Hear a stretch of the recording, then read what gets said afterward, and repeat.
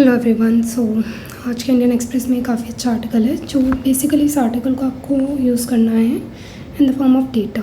Like urbanisation हमारा topic है GS paper 1 में, ठीक है, अर्बनाइजेशन।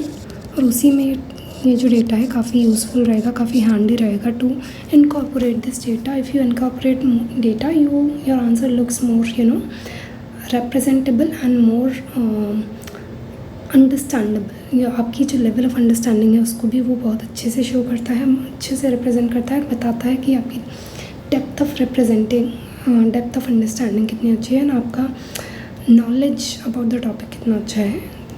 तो उसके लिए इस टाइप की reports of specially world bank की रिपोर्ट काफ़ी हैंडी हो जाती है। तो ये आपको बस उसमें आपके जो भी ऑर्गेनाइजेशन वाले नोट्स हैं उसमें आप ये डेटा ऐड कर लेना। और अगर आपने टॉपिक वाइज ठीक से नोट्स नहीं बनाए तो उनको आपको बना ही लेना है। टॉपिक वाइज नोट्स बनाओ और उसमें डेटा ऐड कर दो, ठीक है। So as per this report, world bank report कहता है कि by 2030 Indian cities to create 70% jobs but may lose $5 billion to floods. तो ये as it is data use कर सकते हो। इसके अलावा क्या क्या गया है यहाँ पे, इसके अलावा इन्होंने कहा that Indian cities will need some autonomy to invest effectively in climate change adaptation and mitigation according to Auguste Tano Kouame, sorry for my pronunciation, and he is World Bank's country director for India. तो इन्होंने कहा है Indian cities को more autonomy चाहिए to invest effectively in climate change adaptation and mitigation. तो ये आप in the form of measures आप लिख सकते हो इस पॉइंट को, बहुत अच्छा पॉइंट है। इसके अलावा इन्होंने कहा है that Indian cities will require $2.4 trillion by 2050 to build climate resilient infrastructure and services. Then again the same thing that you need to fully implement 74th Amendment Act and provide more autonomy to urban local bodies. 74th Amendment Act provides autonomy to urban local bodies and shifts certain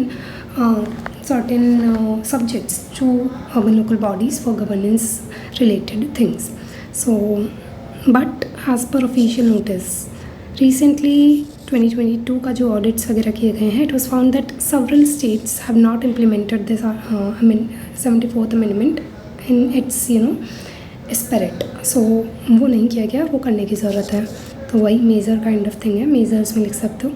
it doesn't have to be implemented in same fashion across the states, इसे implement करने की ज़रूरत नहीं है। तो one size fits all approach नहीं चाहिए, आप अकॉर्डिंगली अपने स्टेट के अकॉर्डिंग अपने अकॉर्डिंग जो है मैनेज कर सकते हो, उसे मॉडिफाई कर सकते हो। तो ये है।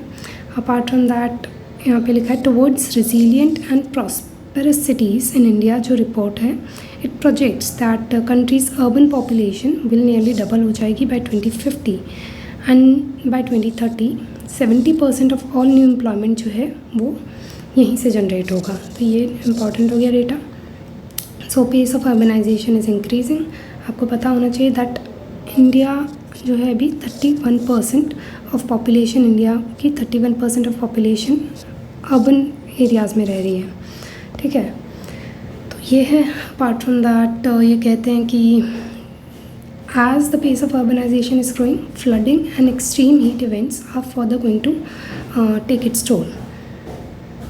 Then it says that flood related losses will be increasing in the future and that can amount to $5 billion by 2030 and $30 billion by 2070 if cities don't invest in adaptation. तो अगर adaptation नहीं किया गया तो this is the kind of loss we may face. So in terms of economic loss, in terms of impact, we can write this under the topic urbanization. Then ये यहाँ पे ये भी कह रहे हैं कि heat stress जो है उसका एक्सपोजर इस टाइप की ये जो मेगा सिटीज़ है, मेट्रोपॉलिटन सिटीज़ है, यहाँ पे हीट स्ट्रेस काफ़ी बढ़ता ही जाएगा in the coming years and heat related deaths जो हैं वो डबल हो जाएंगी by 2050 due to global warming plus urban heat island phenomena. Urban heat island phenomena क्या होता है? अर्बन हीट आइलैंड फिनोमेना में कि ये जो सिटीज़ होती हैं, ठीक है, मान लो ये सिटीज़ हैं और यहाँ पे कुछ इस तरीके से बिल्डिंग्स हैं, तो ये मान लो ये पूरी सिटी है और इस पे इस तरीके से ये पूरा एरिया जो है, यहाँ पे जो टेम्परेचर है और इसके जो आउटवर्ड्स टेम्परेचर है उसमें काफ़ी ह्यूज डिफरेंस देखने मिलता है। यहाँ का टेम्परेचर काफ़ी लो रहेगा जबकि यहाँ पे काफ़ी हाई टेम्परेचर देखने मिलता है। और उसी की वजह से heat related issues, heat related deaths, heat stress and all देखने मिलता है, ठीक है।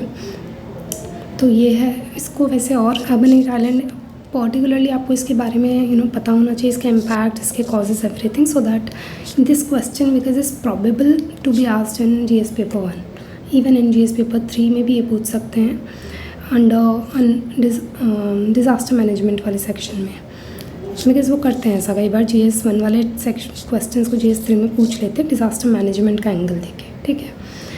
तो यही इन्होंने कहा। इसके अलावा इन्होंने कुछ मेजर्स सजेस्ट किए हैं that you can shift working hours towards early morning and early warning system आपको यूज़ करने हैं, कूल रूफ्स आपको यूज़ करने हैं which can save 1.3 lakh lives. And it also says that report में कुछ रिकमेंडेशंस हैं that national and state level interventions के लिए प्राइवेट सेक्टर का आपको प्राइवेट सेक्टर को एंगेज करना है so that more and more finance हो पाए फॉर क्लाइमेट रिजिलियंट इंफ्रास्ट्रक्चर बनाने के लिए। म्यूनिसिपल कैपेसिटीज़ के स्टैंडर्ड्स आपको रेज करने हैं। मोबिलाइजेशन ऑफ कैपिटल, और ये mobilisation of capital can be done through municipal bonds. So these all things are important, ठीक है। So this is it. Basically ये जो बाकी चीज़ें वो आपने पढ़ी रखी होंगी, बट ये डेटा वाला जो चीज़ है वो आपको ऐड कर लेना है, और नहीं कर रखा है, नहीं चीज़ें लिखी हैं, मेजर्स आप यहाँ से ऐड कर सकते हो देन, अगर नहीं लिखा हुआ है तो। सो this is it for this article. Thank you so much.